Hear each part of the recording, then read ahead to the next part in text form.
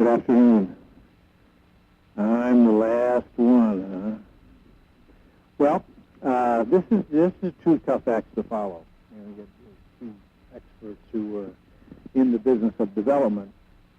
So I'm sitting there thinking, we're really not in the business of development, but we're kind of in the, I believe that we're in the business of stimulating or helping to stimulate the development. I had we had put some slides together that I'm going to go through. Matter of fact, I think I'm going to skip some. Basically, it showed the impact of Amtrak as a business, and all of you were in the lunch session of what we bring to the table as far as employees and taxes that we pay. We're part of the economy. But so let me get through that, however, and get to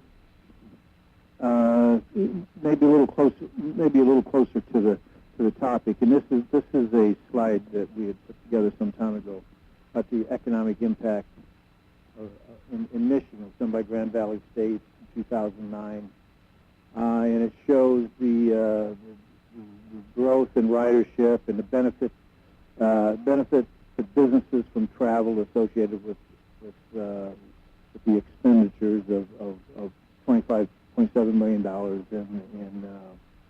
in Michigan. So it just shows the impact of what Amtrak and passenger rail brings to the state of Michigan. The total community benefits amount to about $62 million. So we don't have to use this around the country. It helps states, I think, generate the interest and the willingness to make an investment, knowing that the money's just not going out there. There are returns to the investment through goods and services that are purchased, taxes that are paid, and people that are hired. Let's get to the real issue. We talked about the Amtrak system and the long distance system. I'm going to make a short pitch again, a short commercial for you all to keep in mind that while in Michigan and you are dealing with state-supported services, the long distance network is important to the survival of the entire system. And as you heard me talk at lunch about the community that I live in, we're not on a long distance route, but we know that the connection to Chicago Union Station to all of the long distance trains that come through, it has benefit to us. I meet people on my train that are traveling from business from Michigan down to Quincy, Illinois, or to Macomb, Illinois, or to Galesburg, Illinois. Passing through Chicago Union Station, coming in on long-distance trains. People that are leaving Macomb and connecting through Chicago Union Station and coming up to Detroit or going up to Milwaukee, Wisconsin, or to Minneapolis, St. Paul. So I can't impress upon you enough the importance of the three legs of the stool of the Amtrak system. The Northeast Corridor between Boston and Washington, D.C., the state-supported service that you have here and doing such a great job here, and the long-distance service. If one of those legs go, it diminishes the entire system. So, but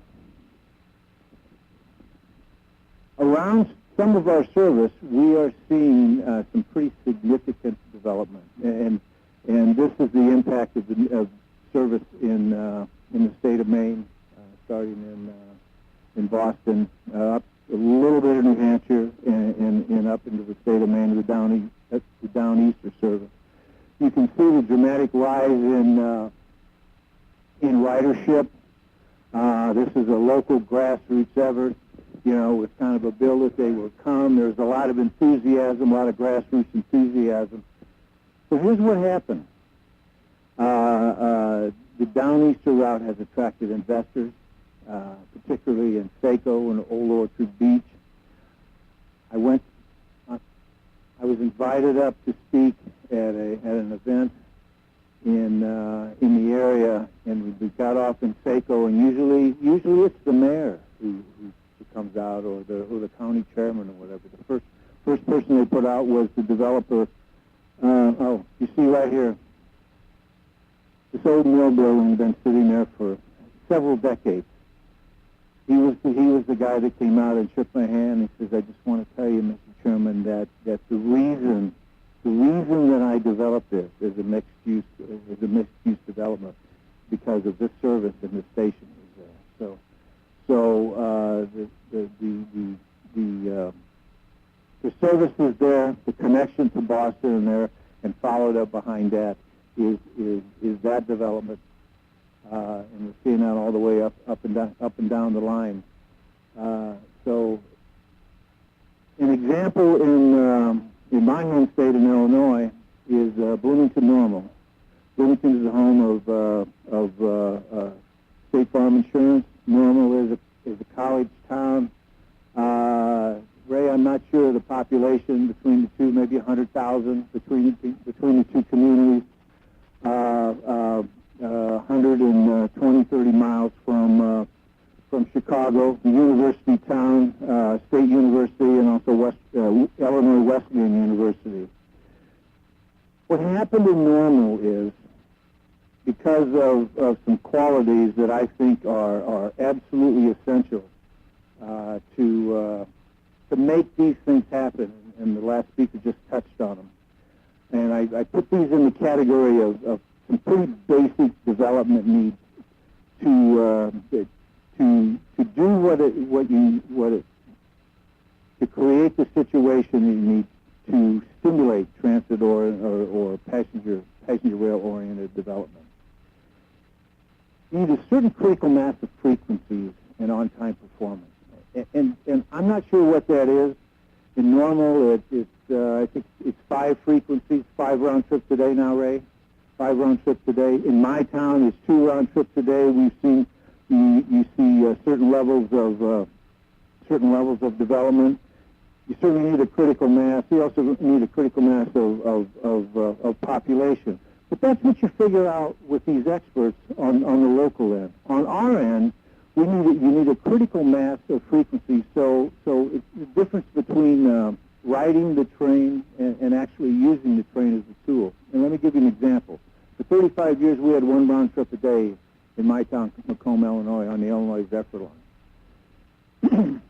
6 years ago, when we doubled the frequency, it more than doubles your access to make decisions. It's not times 2, it's times 3 or times 4. So people could start to use the line. Our train schedule was set up.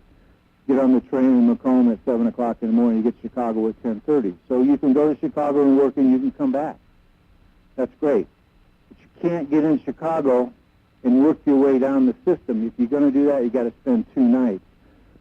Just simply doubling the frequencies caused the more convenience in the travel, and all of a sudden you got people working their way up and down the system rather than basically up to Chicago and using it, and students coming down. Now you have business activity.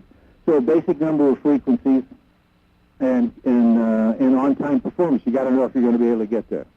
Otherwise, if it's business people you're trying to attract, that's going to go out the window. Where we've had that issue in Illinois, attracting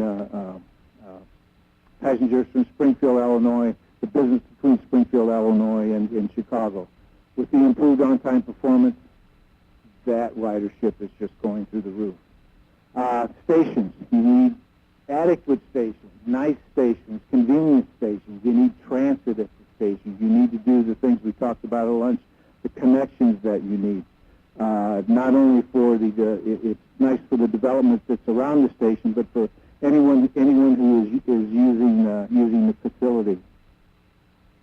Maybe the most important thing you need, and I think you both touched on that, is courage and vision from local leaders. You need to be able to look beyond what is easy, and perhaps the first deal that comes down the line, look to see what you really want, what you want to end up with.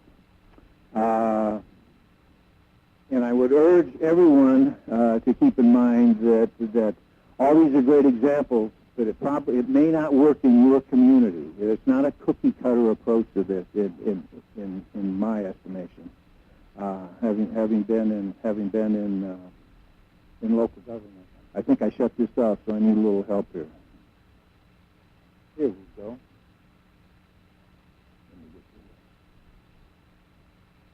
So what they did in Normal is they just redid the entire downtown. They saw that it was inefficient. It was the infrastructure, the streets, the water, the sewer, everything. Frankly, I've never seen a downtown redevelopment like that in my life. You went down there and it looked like it was an all-new construction project. But I think the most important thing I want to leave you with is if you look down here to all the things that are on the list, there's a hotel and conference center right in downtown Normal, which is pretty extraordinary in a downtown in Bloomington Normal. It's crisscrossed by interstate highway system. There's a new hotel and conference center that's built right downtown in Normal. And the mayor of Normal, Chris Coos, will tell you that the reason that development is there is because of the Amtrak service, the frequencies, and the projects that were not on the drawing board sitting up on a binder. The projects that they were doing, and that was the thing that capped the development, was the commitment to put that hotel and conference center in downtown Normal. Now, the geography there, it has a university of between 15 and 20,000. It's walking distance to the downtown. They played to their strengths.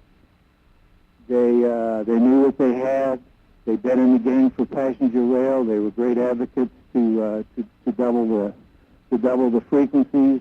They had a vision. They implemented it. They put political capital on the line, and lo and behold, it's all worked out. They were one of the first communities to get a Tiger grant. They have a wonderful new station that incorporates all of their transit downtown. So they have a brand new downtown, a hotel and conference center, and ridership that's going through the roof.